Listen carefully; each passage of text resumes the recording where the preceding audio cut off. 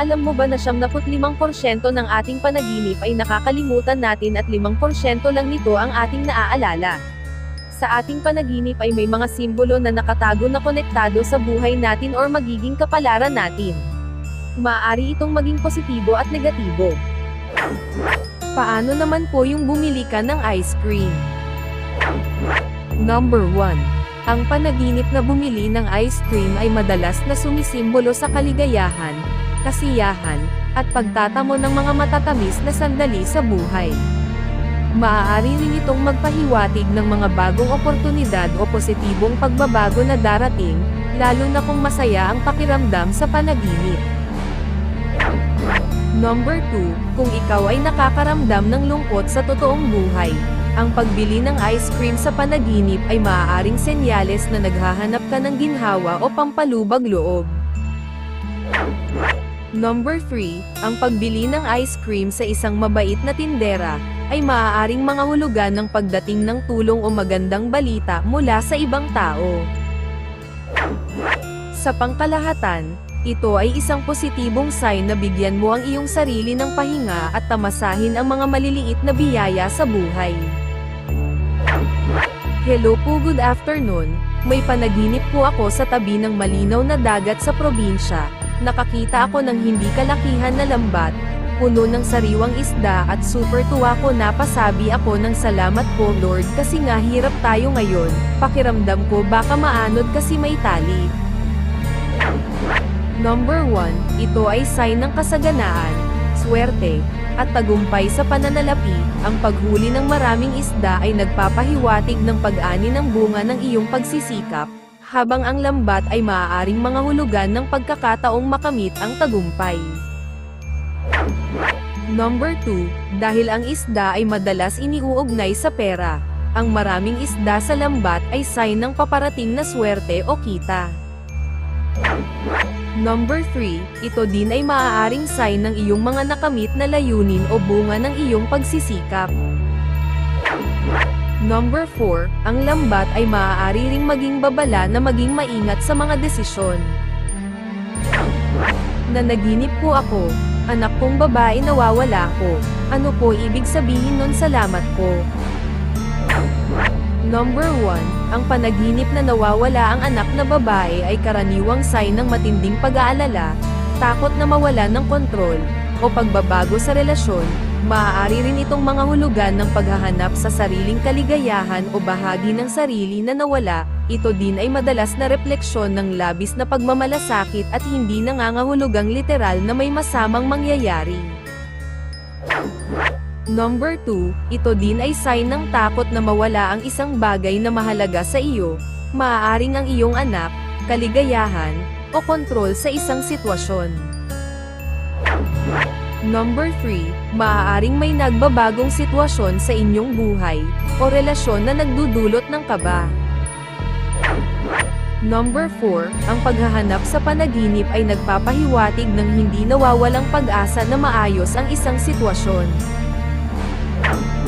Ang ganitong panaginip ay kadalasang emosyonal, kaya't mahalagang suriin kung ano ang kasalukuyang nagpapabagabag sa iyo sa totoong buhay. Hello po, nanaginip po ako ng sobrang malaking ahas, kasama ko po ang anak ko, tapos yung ahas po hawak ng isang tao, buhat-buhat niya ang malaking ahas, itatapon na niya sa gubat, dahil sa sobrang laki hindi na niya ito kayang pakainin o alagaan, doon niya tinapon kung saan kami dumaan ng anak ko. Naiyak na lang ako ng madaganan ng ahas ang anak ko, hanggang nagising na lang akong takot at umiiyak. Ano po kaya ibig sabihin nun? Hinatak ko anak ko pero sobrang bigat ng ahas po.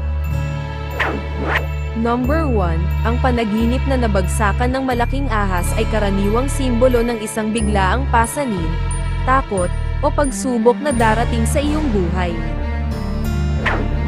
Number 2, maaaring may mabigat na sitwasyon, obligasyon, o desisyon na bigla na lang babagsak sa iyong harapan na hindi mo inaasahan. Number 3, ang ahas ay madalas sumisimbolo sa isang taong mapanlinlang, naiinggit, o isang taong traidor. Ang pagbagsak nito sa iyo ay maaaring babala ng paninira o traidor na kilos ng iba. Number 4, pakiramdam mo ay nadadaganan ka o nawawalan ka ng kalayaan, dahil sa mga nangyayari sa iyong paligid, sa trabaho, pamilya, o relasyon. Ano po sa panaginip ang 2 plato na kanin, tapos madaming ulam sa ibabaw, tapos yung isang plato binigay ko sa ibang tao, at sabi ko naman may isang plato pa naman kami. Number 1, ito ay karaniwang sumisimbolo sa kasaganaan, pagpapala, at katatagan sa iyong buhay o relasyon. Number 2, maaaring sumisimbolo ito sa pagiging dalawa ninyo, ikaw at ang iyong partner, o 2 mahalagang aspeto ng iyong buhay tulad ng career at pamilya. Number 3, ang kanin ay tradisyonal na kumakatawan sa kasaganaan, kayamanan, at tagumpay, dahil sa dami ng butil nito. Number 4, kung ito ay iyong binigay sa ibang tao, ito ay maaaring sumisimbolo sa iyong mabuting pakikitungo, at pagmamahal sa iyong kapwa. Nanaginip po ako na matay daw ako, tapos naging tagasundo ako ng mga namamatay.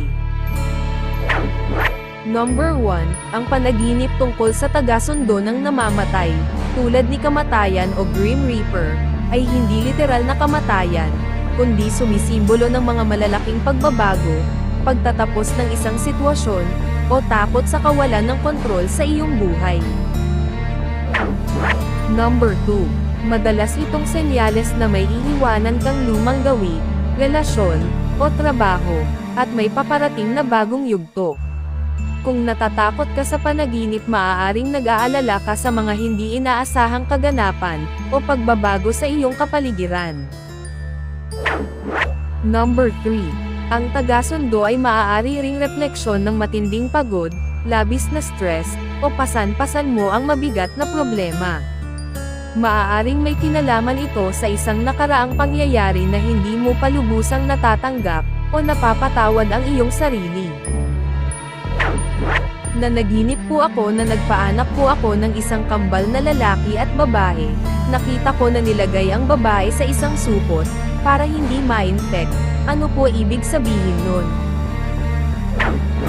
Number 1, ang panaginip na ikaw ang nagpaanak sa kambal na sanggol, babae at lalaki, ay karaniwang sumisimbolo ito ng balanse, bagong simula, at dobleng biyaya.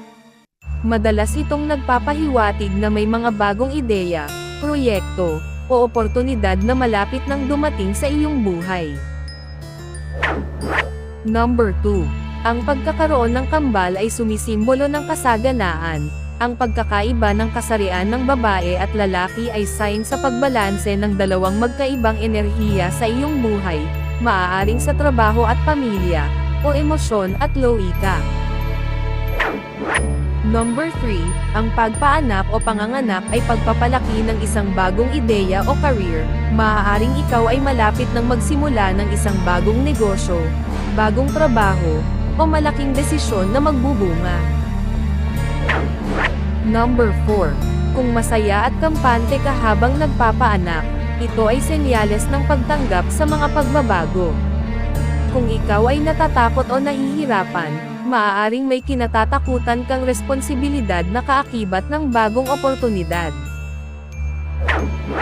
Salamat sa inyong pakikinig.